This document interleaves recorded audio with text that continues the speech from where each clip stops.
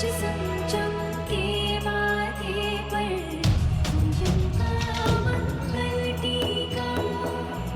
ऐसी शोभा देख के सृष्टि का लगता हर रंग फीका। केशों के जुड़े सजाए प्रकृति के सारे गुलजार से कैलाशपति पार्वती गिरिजा, पार्वती गिरिजा।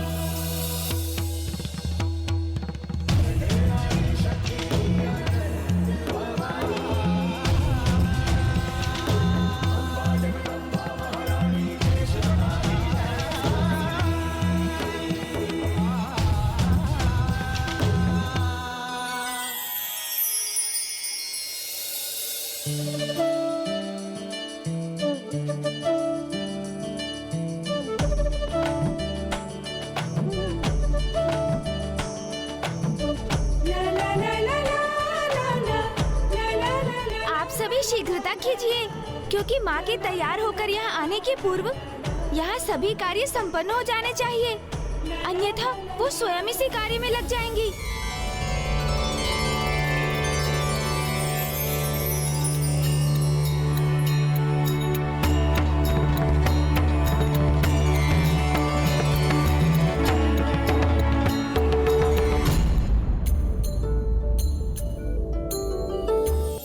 सभी कार्य उचित प्रकार से करो।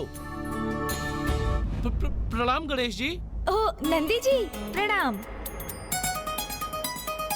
अरे ये क्या कर रहे हैं नंदी जी, मार्ग दीजिए। मुझे अतिथियों के लिए लड्डू बाहर रखने हैं। अरे अरे नंदी जी, अरे ये आप क्या कर रहे हैं नंदी जी? मुझे विलंब हो जाएगा। सब अतिथि पहुंचते ही होंगे और माँ भी तैयार होकर आती होंगी। अरे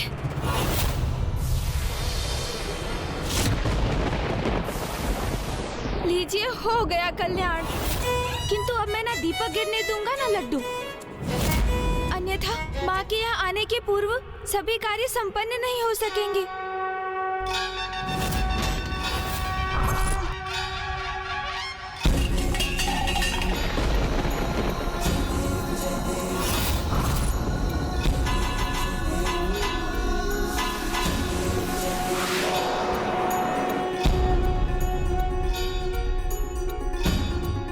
नहीं नंदी जी, आप वहाँ से मत हिलिए। मुझे इन्हें सुरक्षित स्थान पर पहुँचाने दीजिए।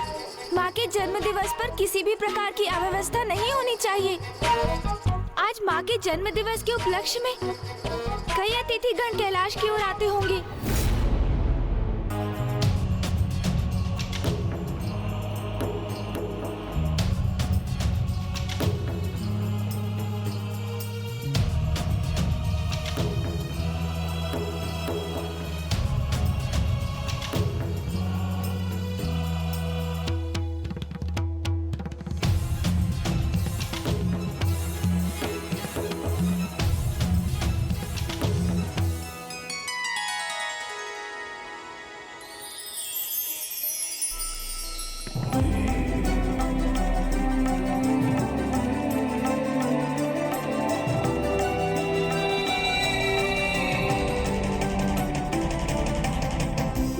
इतना ही चाहता हूँ कि जैसे ही माँ तैयार होकर बाहर आए, सभी माँ को बधाई देने के लिए माँ के द्वार पर पंक्तिबद्ध खड़े हो जाएं और माँ को ढेर सारी बधाइयाँ दें।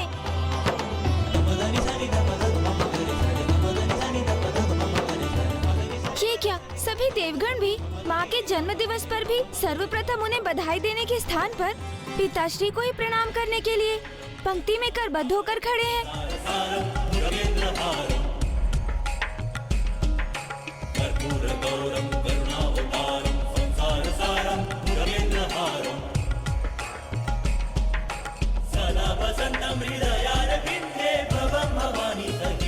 पिताश्री जगत पिता है, देवेश्वर है, महादेव है, किंतु माँ भी तो जगत जननी देवी आदिशक्ति है।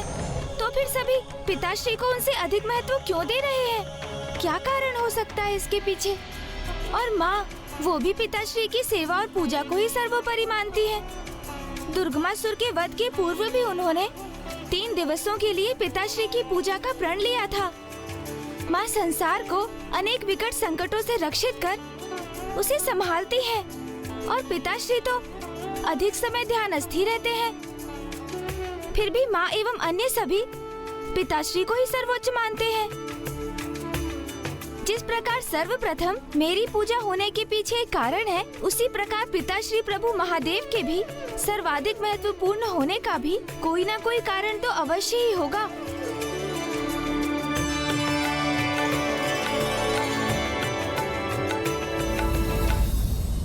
भैया भैया, नहीं अनुज गणेश, मैं वहीं आ रहा हूँ। देखो अनुज गणेश, चाहे जो भी हो, माँ को पिताश्री की पूजा के लिए ये बेल पत्र तो मैं ही जाकर दूंगा। तुम कोई अन्य सेवा सोच लो। आपसे सेवा का अधिकार लेने नहीं आया हूँ मैं भैया, मैं तो बस अपनी किसी जिज्ञासा को शांत करने आए हो, है ना? तो पूछो अनुज गणेश, क्योंकि तुम्हारी प्रत्येक उलझन को सुलझाने में मैं तुम्हारा अग्रज ही तो तुम्हारा सहायक बनता हूँ, नहीं? संकोच मत करो अनुज गणेश, पूछो, क्या पूछना चाहते हो? भैया, पिताश्री तो अधिक समय ध्यान में ही लीन रहते हैं। संसार की रचना हो अथवा दुष्टों का संहार, उनकी अपेक्षा इसमें माँ का ही योगदान अधिक प्रतीत होता है। और मामा जी श्री हरि नारायण, सृष्टि के पालनहार, फूफा जी ब्रह्मदेव सृष्टि के सृजन करता है। फिर भी सभी पिताश्री को ही सर्वोच्च स्थान पर क्यों रखते हैं भैया?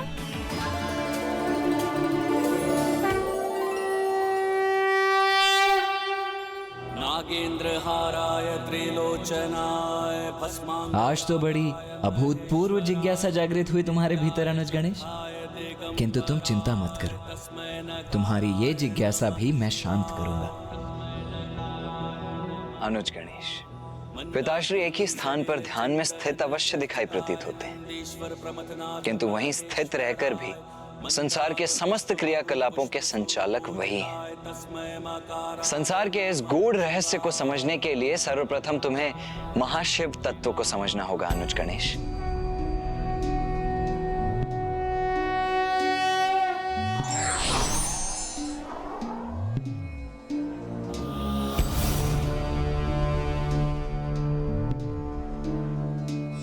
जब भी कैलाश में कोई उत्सव का क्षण आया है, कोई ना कोई संकट सदा ही उत्पन्न हुआ है।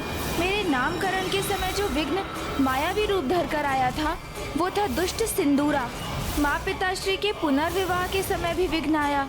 उस शुभ घड़ी में जो दुष्ट कैलाश में अपना अधिकार स्थापित करने आया, वो था दंभासुर। तो क्या इस बार भी कोई मात्र पिताश्री के दर्शन करने नहीं, अपितु सृष्टि के लिए संकट बनने आ रहा है?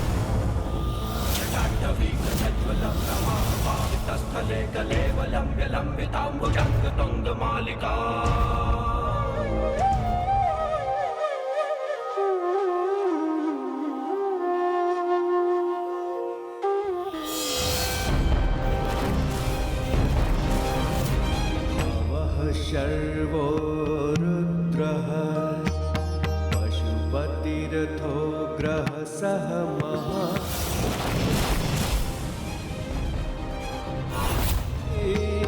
यदभिधानाष्टकमिदम् अनुष्मिना प्रत्येकम् प्रविचरति देवश्रुतिरपि प्रणिहित नमस्योऽस्मि भवते।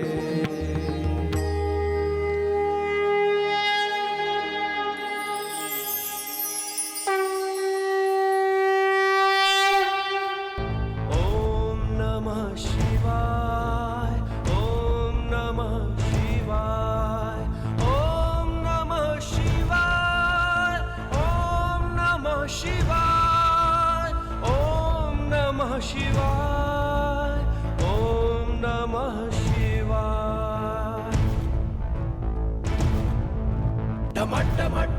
मन्निनादमट्टमर्वयं चकार चण्डताण्डवं तनोतु नः शिवा शिवम् ॐ नमः शिवाय ॐ नमः शिवाय ॐ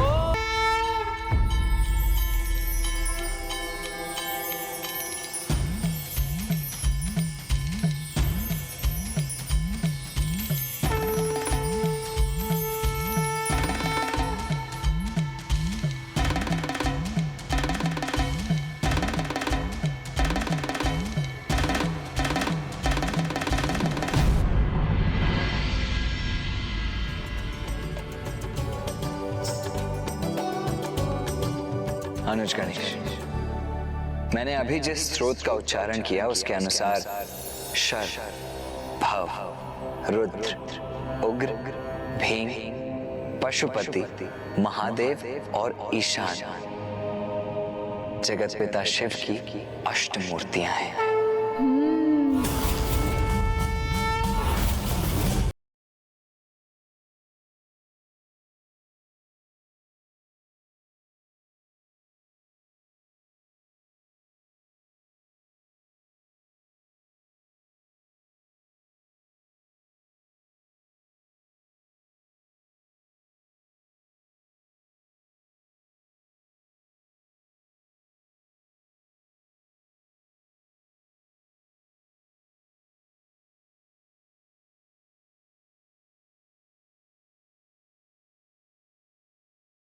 मूर्तियों में तृतीय है रुद्र अर्थात अग्नि तत्व।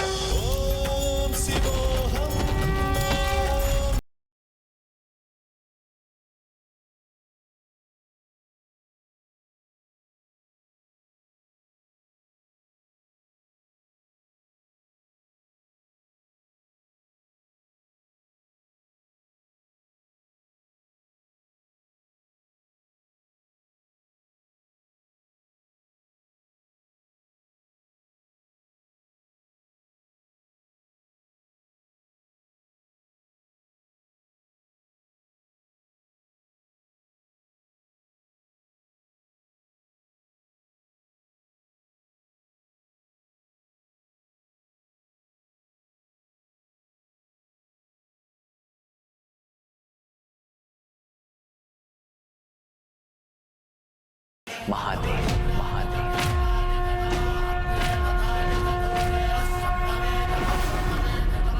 जो चंद्र का प्रतिनिधित्व करते हैं। कोटि अखिल परिपालना पूरणा जगत कारणा सत्य देव देव प्रिया। सप्तम मूर्ति है ईशान अर्थात साक्षात सूर्य।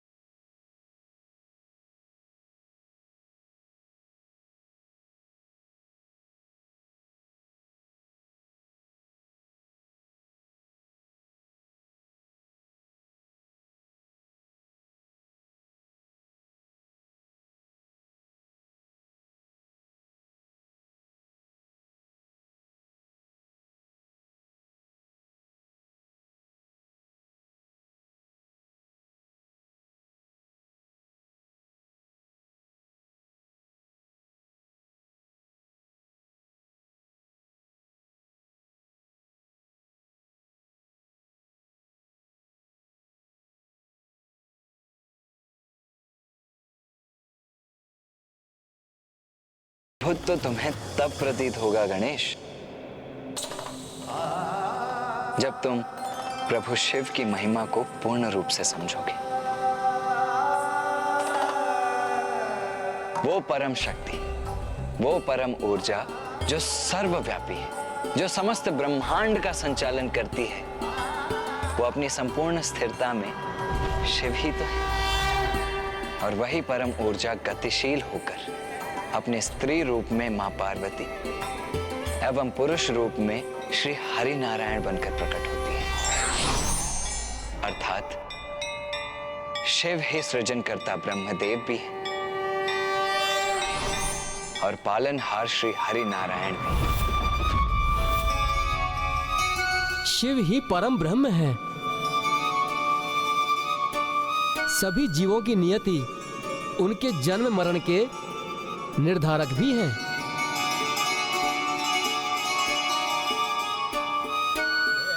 मां ने जब सृष्टि के कार्यों का निर्धारण किया तो ब्रह्मदेव को जन्म, विष्णुदेव को पालन और महादेव को संहार का दायित्व सौंपा। किंतु संहार के देवता होकर भी कोई महादेव से भयभीत नहीं होता, वरन हृदय से उन्हें अपना आराध्य मानता है, क्योंकि महादेव मात्र संहार ही नहीं वरन हर जीव के मर्म को समझते हैं। बिना कोई भेदभाव किए अपनी संतान मान उसकी कठिन से कठिन मनोकामना भी पूर्ण करने को तत्पर रहते हैं। मैं अल्पायु था और मेरी मृत्यु भी 16 वर्ष की आयु में होनी निश्चित थी, किंतु मेरे द्वारा की गई महादेव के पूजा के कारण ही यमराज भी मुझे अपने साथ ले जाने में असमर्थ रहे। मैं यमराज तुम्हारे प्राण हरने आया हूँ। यमराज तुम्हारे प्राण हरने आया हूँ। भगवान शिव ने ही मुझे यमराज से रक्षित करके चिरंजीवी होने का वरदान दिया। तो उचित है, मैं वरदान देता हूँ कि आज के बाद मार्कंडे की आयु 16 वर्ष से अधिक कभी नहीं। 16 इसलिए संपूर्ण सृष्टि और हम सभी इन्हीं से हैं। अच्छा, वहाँ शिव जी के बारे में बात कर रहे हैं। मैं भी उनके साथ सम्मिलित होकर कोई योगदान करता हूँ।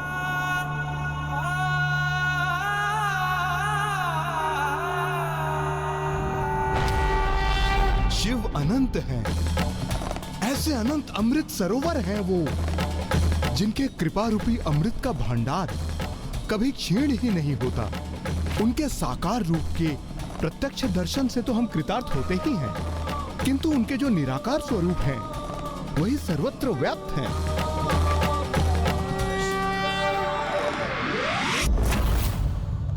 सृष्टि का आरंभ भी शिव है, अंत भी शिव ही है। सृष्टि के सृजनकर्ता, पालनहार, संहारक सभी तो शिव हैं। शिव ही प्रणव अर्थात ओम है, जो समक्ष ब्रह्मांड में गूंजते हैं। शिव ही वो दिव्य नार हैं जिसके कारण समक्ष ब्रह्मांड गुंजायमान है। शिव ही वो स्वर है जिनका हम श्रवण करते हैं, इसीलिए हम सब उन्हीं को भजते हैं। और उन्हीं दया निधान को भजने से एक दुष्ट चोर समस्त सृष्टि के धन का संरक्षक बन गया। चोर धन रक्षक बन गया? किंतु कैसे? मैं कुछ समझा नहीं। गणेश जी, अपने प्रथम जन्म में मैं यागदत्त नामक एक ब्राह्मण था, जो उच्च कुल में जन्म लेने के उपरांत भी जुए तथा मादक पदार्थों के लत के कारण चौर्य कर्म करने लग गए। किंतु एक दिवस चोरी करते समय मुझे सैनिकों ने देख लिया और उनसे अपने प्राणों की रक्षा करने हेतु मैं रात्रि काल में एक निर्जन स्थान पर स्थित शिव मंदिर में जाकर छिप गया।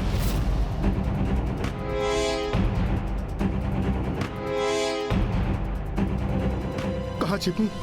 हाँ, यहाँ छिप जाता हूँ। अवश्य यही कहीं छिपा होगा वो चोर।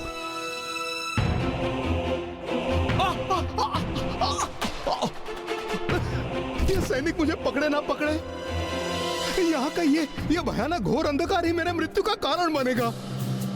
कुछ करना पड़ेगा, कुछ।